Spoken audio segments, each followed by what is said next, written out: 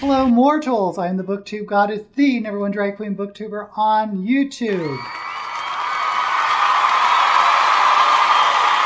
And I'm going to do another What's in My Box episode. Yes, I still have a ton of boxes in my garage filled with books. And I did take a sneak peek in this one because previously I opened up a box of cookbooks. So we're going to delete that video and start with this one. And I know there are at least some paperback science fiction and fantasy and probably horror and who knows what else in this box. If you like this video, please give it a thumbs up. And if you're not subscribed, please go ahead and subscribe to this channel and hit that notification bell. Without further ado, let's open up this box. So it looks like we're going to be having a lot of paperbacks in this box, starting with Sign for the Sacred by Storm Constantine. Now, I love Storm Constantine's Wrathroot series, and I found out that she wrote this other book, so I had to get it. I don't remember that much about it, but I still recommend the Wrathroot books over this one. But if you don't know, Storm Constantine is kind of an occult writer. In other words, she's very into the occult, so a lot of her writings that permeates them, if you're interested in that sort of thing. Next up is Lord of Snow and Shadows by Sarah Ashe. And I don't remember this one at all. I like the cover. It has a very nice snow scene with a owl on the cover. Yeah, that's it, an owl. Then we have C.J. Cherry's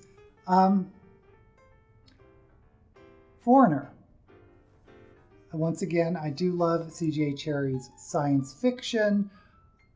My favorite being Satine and the Down Below series, or that's all part of the Down Below world. I don't remember any particulars about this book, except I think I did enjoy it quite a lot. Next up is C.S. Friedman, The Wilding. Now, C.S. Friedman has some pretty hefty science fiction / fantasy books, and I always thought she was an underrated writer. I don't understand why she hasn't gotten more recognition. This is a sequel to In Conquest Born, which is her science fiction series. She also wrote this one series, In Cold Blood. No, that's Truman Capote. Black Sun Rising in Cold Blood. What am I thinking of? It's the Cold Fire trilogy, which is my favorite of her writing. Next up is a Margaret Weiss and Tracy Hickman Deathgate Cycle. I've pulled these books out before. There are 7 of them in total.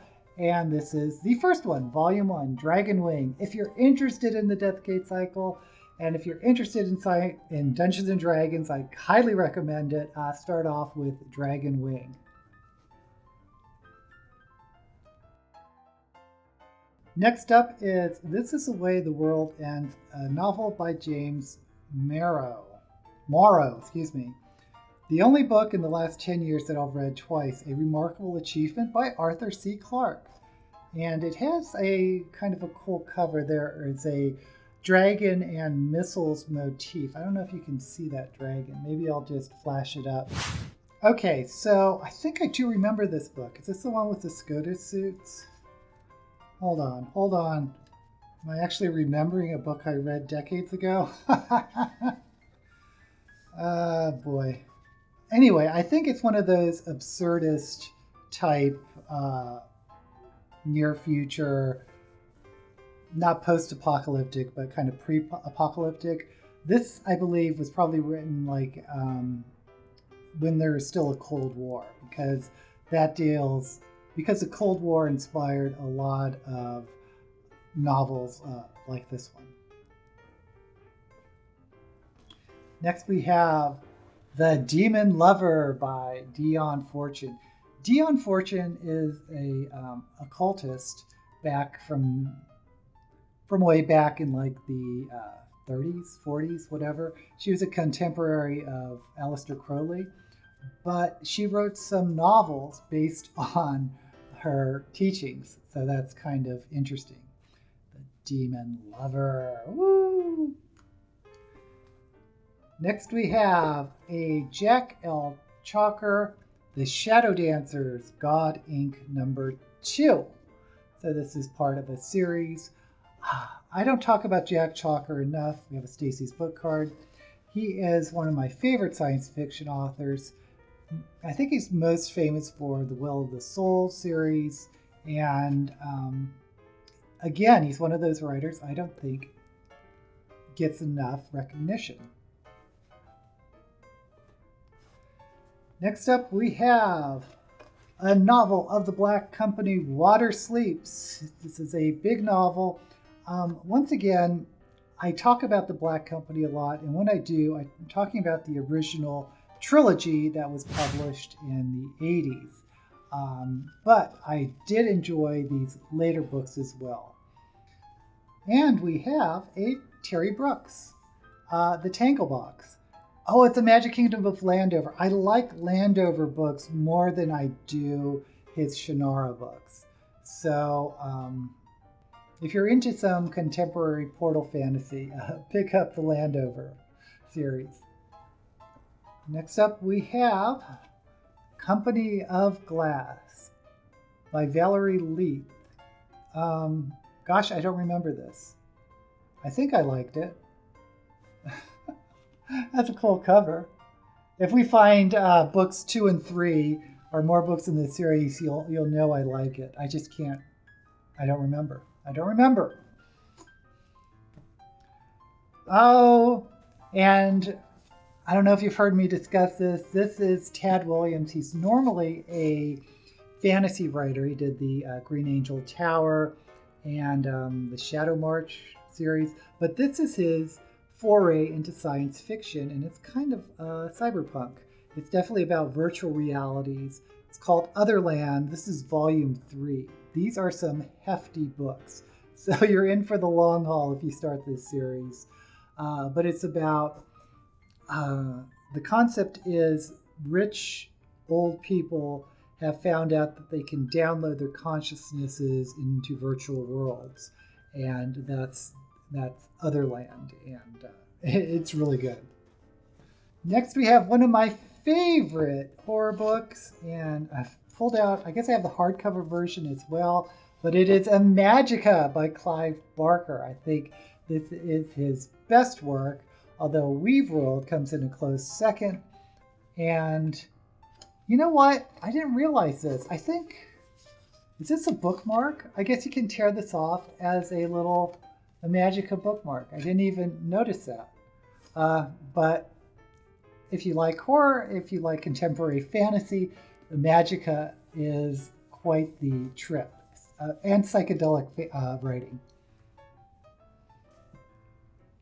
Next up, we have The Jackal of Nor by John Marco. I know I've talked about this before. This is a great series. I believe this is the debut of this author, and I don't think he's written as much as I thought he would.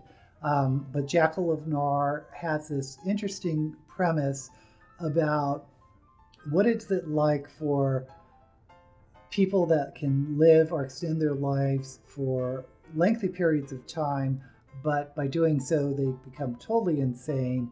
So this empire is run by these crazy rulers who have length in their life.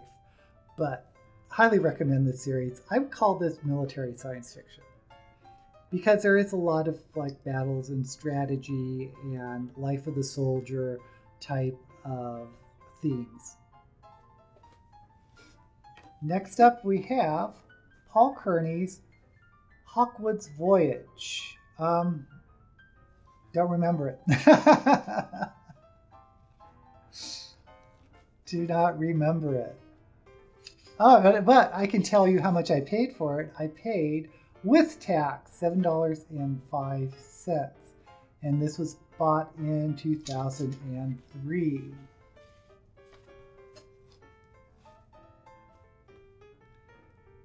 Next up, we have a Terry Goodkin, Soul of the Fire, a Sword of Truth novels.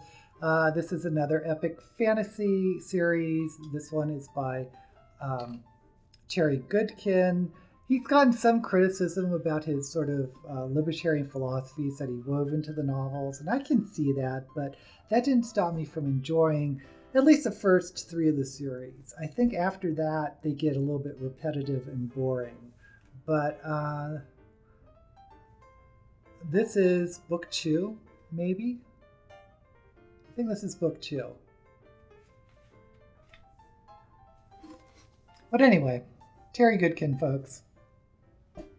Next we have The Prophet by Mike Resnick. I've mentioned Mike Resnick before. This is my favorite books by him. He is an old school science fiction author. This is from the series, I believe, called The Oracle.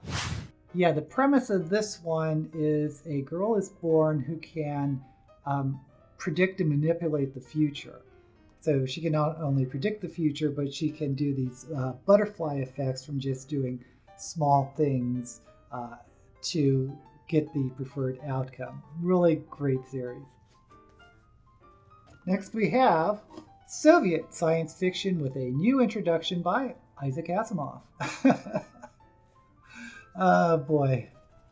Yeah, I don't remember this one, but it has several obviously Russian science fiction authors, and I can't find a table of contents. That's weird.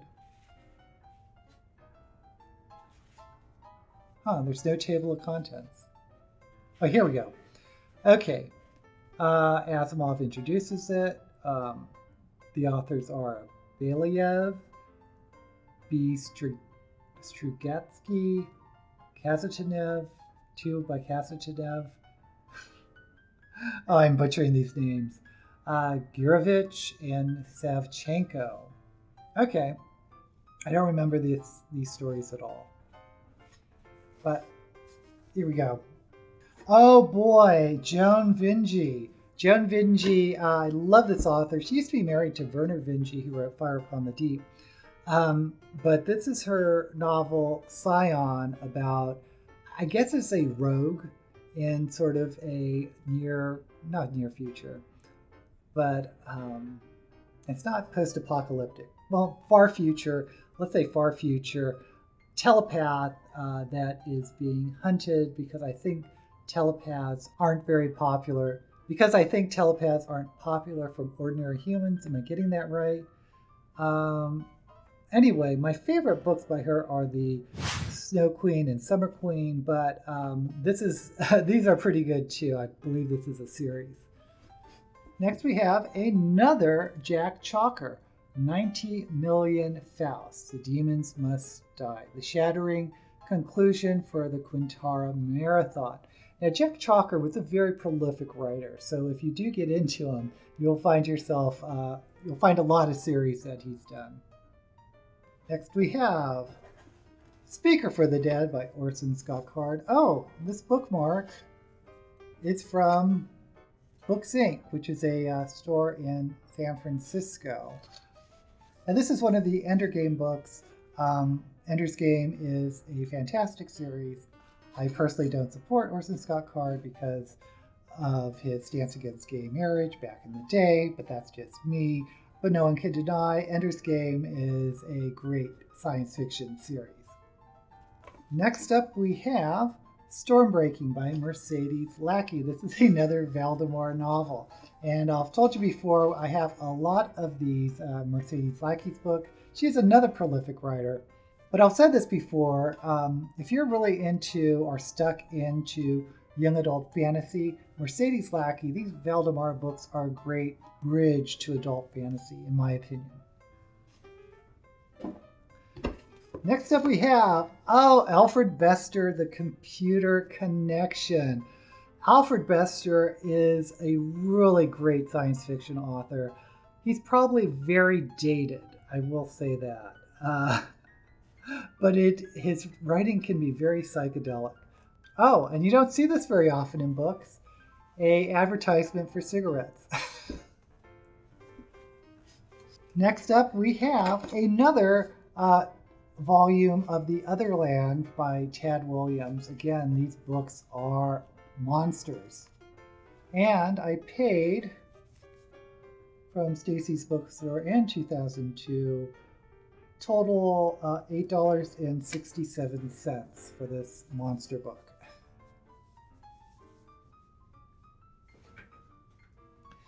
Next up we have, another John Marco, sequel to The Eyes of God. Yeah, this is his, I believe, his second series he did that I picked up because I liked the first one so much.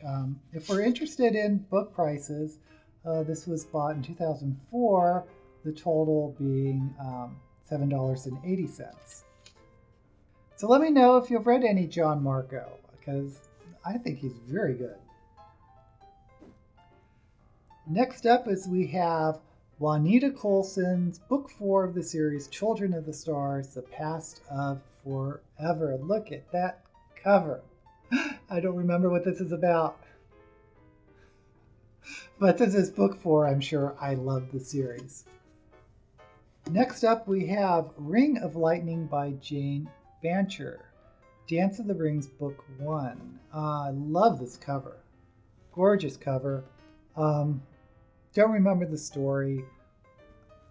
And I don't remember if I continued with this series, but I believe it's Russian inspired. I mean, the setting is Russian. But moving on. Oh my God, there's so many books in here. We have Greg Bear Slant. Greg Bear is a very established science fiction author. He's not really one of my favorite authors, but I liked him enough to pick up Slant. Next up is, John Marco. This is the first book, I guess, in that series. And the second book being The Devil's Armor. Again, I classify him as military fantasy. Boy, he has some exciting battle scenes and really good, under-recognized writer. Oh, I don't know if you're going to recognize this author, Stephen King. This is Wizard and Glass, A Dark Tower, book 4. I say The Stand is my favorite, but I really enjoyed the Dark Tower series. Oh, and I love on the back they have a old pic photo and a new photo of Stephen King. Okay, great. Now, the Dark Tower, I guess you could classify it as a horror, but I think if we're being strict, it would be portal fantasy, contemporary portal fantasy, about a boy in the 20th century who goes to this other land of magic and mischief and meets the gunslinger and their adventures. But if you're not into horror and want to check out Stephen King and don't mind reading a very long series, check out The Dark Tower. Next we have another Jack Chalker, God's Ink, book 1. Let's go ahead and read the back of this just to give you an idea of how imaginative Chalker is. I'm Sam Horowitz. My wife Brandy and I are private eyes. And belly up broke. That's why we agreed to trace Martin Whitlock, a hotshot banker who skipped town with over $2 million of laundered drug money. Not our usual case, but even filthy mob lucre pays the bills. Whitlock's trail led from a posh mansion to a hick burg called McHenry, Oregon, and to God Inc., those geeks who hawk overpriced garbage on late-night TVs. That's where we found our boy too often. There were 93 Marty Whitlocks, same prince, but one was female, one was dead. We got busted.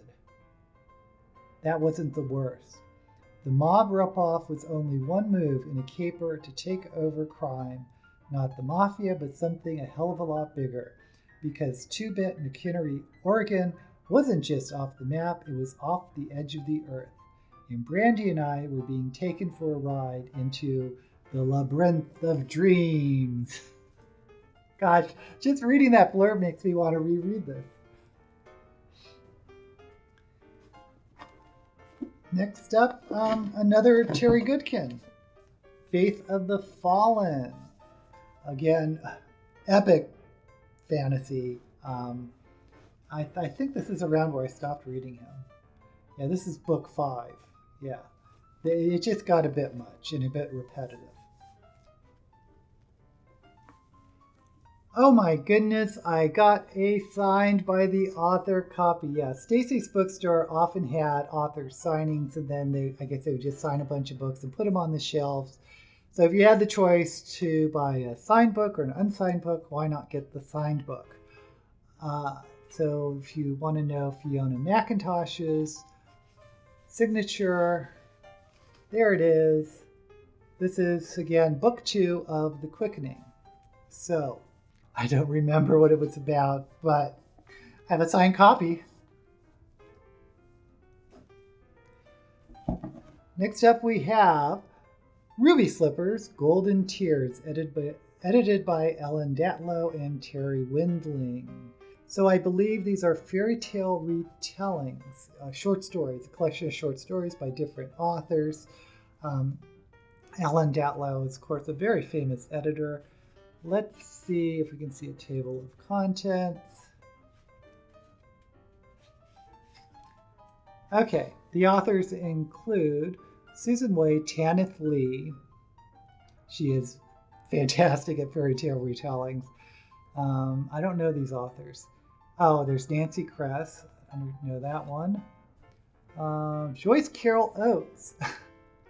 Joyce Carol Oates, people. Okay. Lisa Goldstein, John Brunner, Nancy Collins, Gene Wolfe. Gene Wolfe is in this. Susan Palwick. Okay. Anne Bishop. Anne Bishop. She did a retelling of The Match Girl. Okay, Ellen Stiver. Neil Gaiman. Neil Gaiman's in here. He's not even on the cover. He's not listed. Neil Gaiman. When was this published? Okay, this was in 1995. So yeah, this is an older book.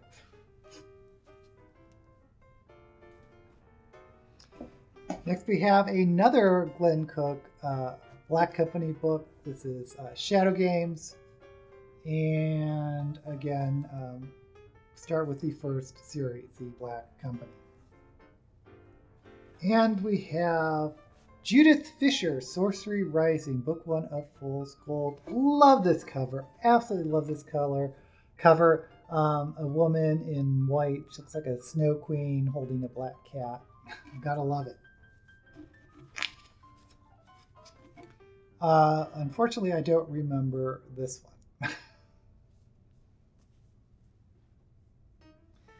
And we have a horror. We have The Transition of Titus Crow by Brian Lumley. Lumley did a lot of these Lovecraftian-inspired horror novels, and I think this is one I liked a lot. He did this Necroscope series, but they got a little tiring for me, but I remember really liking this one.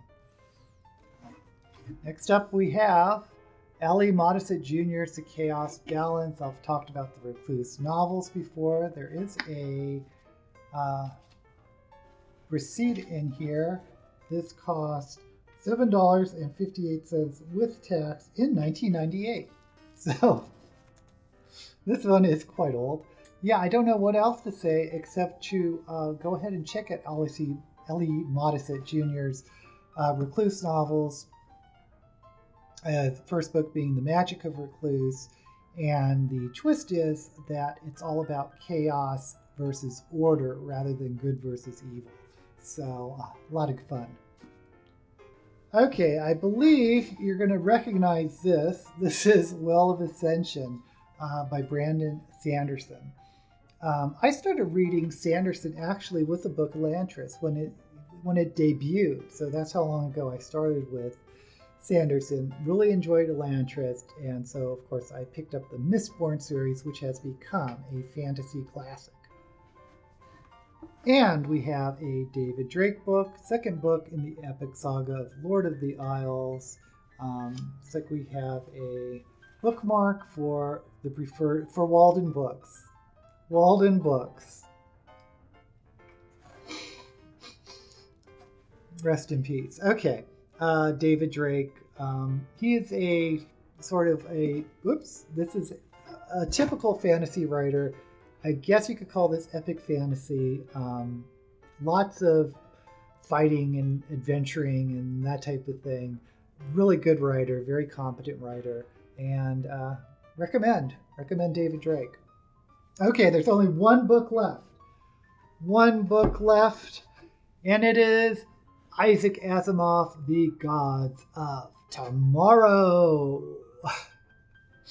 Asimov, of course, is the most prolific writer ever. I believe he's in the Guinness Book of World Records, but I don't remember this book. I mean, I bought it and read it, but what it's about is, I don't know. Let's go ahead and read the back. When high-energy physics meets quiet revenge, there is a result murder. Can three mathematicians disagree on a basic principle of science and all be right? The foremost scientific writer of our age takes us on a marvelous tour from the wondrous nature of our home world to the very edge of the universe, from Archimedes to the distant future. Here are fascinating true tales of the search of new worlds and invisible stars, of the mystery of the planet that should have been there but wasn't. And here too is the mind-widening science fiction, examining the startling and sometimes tragic consequences of new ideas. An experiment in time travel becomes a test of morality and love. The college professor finds a loophole in the law of gravity and soon wishes he had it. And apparently trivial inventions produce shockwaves that could shatter the very foundations of human society. The Edge of Tomorrow combines fact and fiction to provide a wide-angle view of science as an inspiring, frustrating, and astonishing, and always intensely human enterprise. What a great book to end on. Good old Asimov. And he always does sort of have a moral message in his novels. So no surprise there. I am kind of interested that it mixes fact with fiction. So I wish I remembered reading it. I'm sure I did, but I think it's been a while. Anyway, that's all I have for what's in my box.